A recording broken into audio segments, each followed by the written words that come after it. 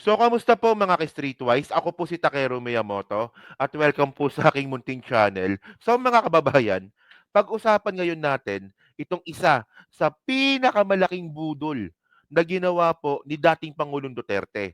At isa rin po ito no, sa mga pinagmamalaki ng mga bobo at mga utu-utong mga DDS na achievement daw po ni Digong.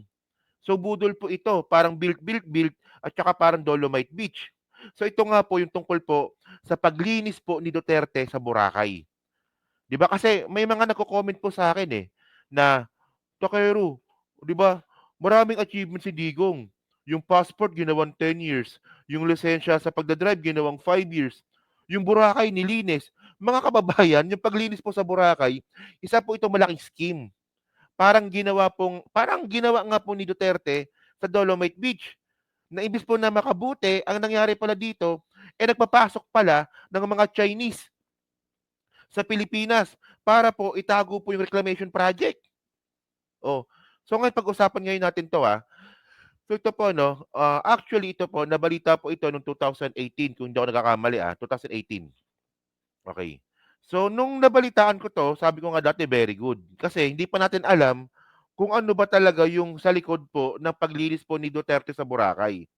Well, mga kababayan, ang huling punta ko sa Boracay 2023. Kung hindi ako tama, 2019 tsaka 2023. Oh, so madumi pa rin.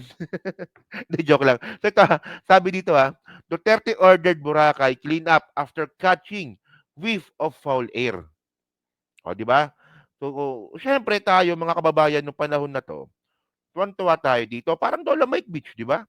Oh, sabi dito, a whiff of foul-smelling air while in Boracay prompted him to order the closure and eventual cleanup of the world-famous island, President Rodrigo Duterte revealed on Wednesday. Oh. Pero mga kababayan po, alam nyo kung anong malaking scheme dito? After niya po linisin yung Boracay, doon niya po pinapasok yung isa sa pinakamalaking casino, 'di ba? From Macau. 'Di ba? Lupet, 'di ba? At nakipag-meeting siya. Siya mismo nakipag-meeting doon po sa doon po sa casino po na 'yan sa may-ari po ng casino. Oh, sige, siyempre pupunta tayo doon. At ngayon mga kababayan 'no, paano ko ba nasabi na itong ginawa nga po ni Digong ay parang Dolomite Beach. So ito pakita ko sa inyo 'to 'no. So ito po nangyari po ito 2023. Okay. So noong 2023 mga kababayan, 2023, okay. Okay, sabi dito, Philippine President, so si PBBM na 'to suspends 22 land reclamation project in Manila Bay after US airs concern. Oh, wait. Okay, ito pala, yan. Okay, yan, di ba? So ngayon mga kababayan, no, alam nyo kung nung kabulshit na ginawa ni Digong, nung pinagawa nga po ni Digong yung Dolomite Beach, maraming natuwa, maraming nakipaglaban. O, di ba? Pero hindi nyo ba alam na yung Dolomite Beach, mga kababayan, merong maintenance yan. Oh, and besides mga kababayan, pagkatapos po na isagawa yung Dolomite Beach po na yan, dun po nagsulputan yung mga reclamation project po na yan. At syempre, 'di ba, yung nagpatayo po ng mga reclamation project po na yan, mga Chinese. Alam niyo na 'yon, 'di ba? Gusto niyo pa ba ng reference? O sige, bigyan ko kayo ng reference para mas maganda. So ito mga kababayan, no, galing ito from GMA News. Okay, yan. Chinese firm involvement in reclamation project question at Senate. O, di ba? So anong bang point ko dito? Habang ginagawa po ni Duterte yung Dolomite Beach po na yan, wala po tayong kalam-alam na yung susunod palang plano nito, papapasukin po yung Chinese para po mag-reclamation project po sa Manila Bay na pinatigil po ni Digong. Oh. So ngayon mga kababayan, no, kung babalikan po ngayon natin yung Boracay na yan mga kababayan, 'di ba? Habang nililinis po yung Boracay, ang sabi po ni Duterte ito. Tignan niyo 'to Okay, sabi ni Duterte, ito. Okay. Yan. So 2018 nga, 'di ba? April 10, 2018. O, sabi dito ni Duterte, no more casinos in Boracay. Pagcor chief says Duterte a discerning person. So mga kababayan 'no, nung habang nililinis nga po ni Duterte yung Boracay nun, ang sabi ni Digong, wala nang papapasuking ano, kasino sa Boracay. Kasi nga daw po dumudumi lalo po yung yung dagat at yung lugar kung papapasukin pa po ng isang malaking kasino. So afterwards mga kababayan, ano nangyari? Nagpapasok ng kasino from Macau, from China. O 'di ba napakawalang hiya, 'di ba? So siyempre mga kababayan, 'pag tayo nag-content may ebidensya tayo. So tingnan niyo 'to, from 2018, tingnan niyo 'to. And actually mga kababayan, itong Galaxy Casino, nasa Boracay po ito ngayon. 'Di ba yung huling punta ko po sa Boracay 2023, andun po siya malapit sa dagat. Malapit siya sa dagat, tsaka malapit po siya sa may parang kalsada. Oh, whatsoever. So tingnan niyo 'to, Tingnan niyo, Oh, photo show, kita niyo ba? Okay. Photo show Duterte met with officials of Macau-based Galaxy Entertainment. Oh. So may mga ito yan, putang ina talaga, oo. Ayan, eh. O basahin natin 'to, sabi dito, President Rodrigo Duterte, who on Monday said he did not approve a casino project in Boracay, is seen here with officials of the Galaxy Entertainment Limited, led by Chairman Dr. Lee Chae-woo, when the group paid the courtesy call on the President Malacanang on December 2017. O, di ba? Nakipag-meet po si Duterte at alam nyo kung anong ending, mga kababayan? O, natuloy po yung casino. O, tingnan nyo to. O. Actually, hindi naman bawal to. Di ba? Hindi naman bawal to. Pero ang point ko dito, mga kababayan, di ba? Nilinis mo yung Boracay. Sinabi mo na hindi ka magpapapasok ng casino kasi madudumi lalo yung lugar. And afterwards mo linisin, nagpapasok ka rin ng casino. Malaking casino pa po ito. Oh. So ano ba yan? So ano bang lumalabas dito? Alam mo na yung pag nagpapasok ka ng casino, madudumi po yung Boracay. So ang gagawin mo, dilinis mo muna yung Boracay para kahit papaano, pagpasok po ng casino po na yan, yung Galaxy po na yan, malinis ulit. Di ba? Bawal ba yon? Hindi, ang point ko dito, bakit hindi ka na lang nagsabi ng totoo? Di ba? At syempre, bakit Chinese na naman? O, di ba?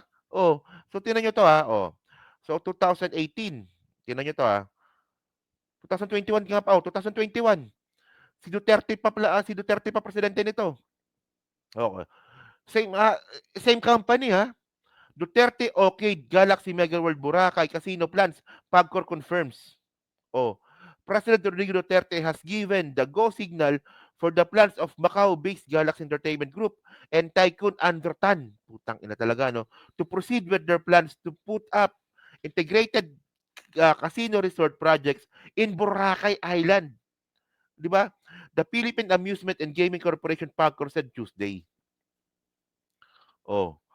Kaya sabi ko nga sa inyo mga kababayan, itong paglinis po ni Duterte ng Boracay, parang Dolomite Beach lang din po ito. Meron po nakatagong scheme po sa likod nito. Oh, 'di ba? At ang point ko talaga, no, bakit Chinese na naman? 'Di ba? Oh. So ngayon ang point ko isa pang sinasabi natin dito, dun po sa mga nagbabanggit sa akin na, "Takeru, 'di ba may passport ka? Hindi ka man lang ba magpasalamat kay Duterte? Kasi 10 taon na yung passport." Ito, 'di ba? Well, mga kababayan, in reality, nakinabang din naman po tayo diyan sa passport po ng 10 taon. At least hindi na po tayo magre-renew. Ayun na po yung benefit sa atin. O sige, ito yung point ko dito, eh.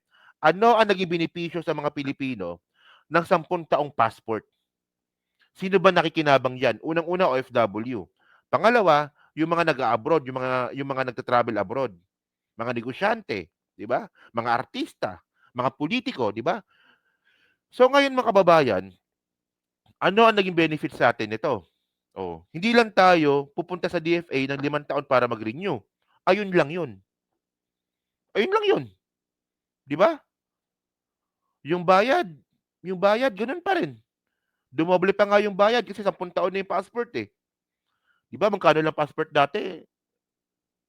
500?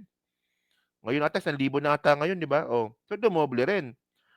Oh, ayun lang po ang benepisyo ng mga Pilipino sa 10 taong passport. Pero mas malaki po ang naging benepisyo po nito sa mga Chinese na nagkunwaring Pilipino. O tingnan niyo 'to. Hindi niyo 'to nakita? O sabi dito oh, Chinese mafia behind fake Philippine passport. O yan oh. Actually, malamang alam niyo na 'to eh. Kung kayo po ay aware po sa politika po na nangyayari po sa Pilipinas, aware po tayo do'n po sa nangyari po sa Quadcom. Na marami pong mga pogo worker na mga Chinese ang nakakuha po ng peking birth certificate sa Davao. Oh, gusto niyo naman ng ebidensya. Sige, pakita na naman tayo ng ebidensya. Oh, ito mga kababayan, oh, ito nabalita ito, kailan ba nabalita 'to? Oh, July 16, 2024. Oh, NBI finds 1,200 fake birth certificates in Davao del Sur. So syempre mga kababayan, pag kayo po may birth certificate na po kayo at kayo po ay isang Chinese at meron po kayong birth certificate na ng Pilipinas, anong kasunod nun? ID, NBI. Pagkatapos ng NBI, anong kasunod nun? Oh, police clearance.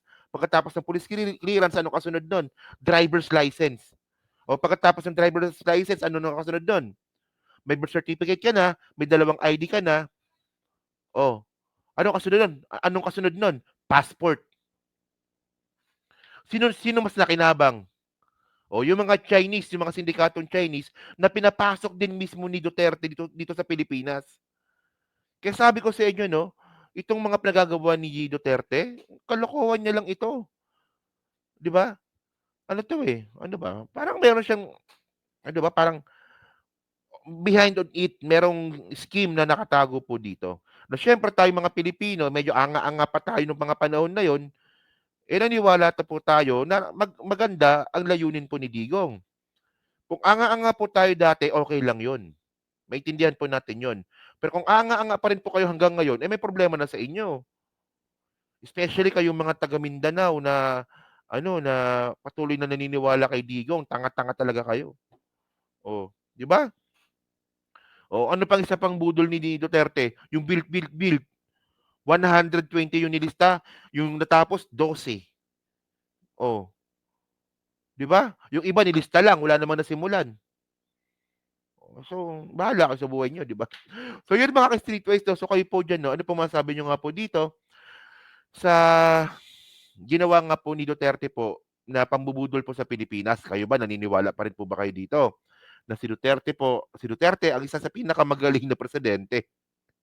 Ako naniniwala ako pero baliktad. Isa siya sa pinaka-worst na presidente. Mas ano pa, mas worst pa siya kay Gloria.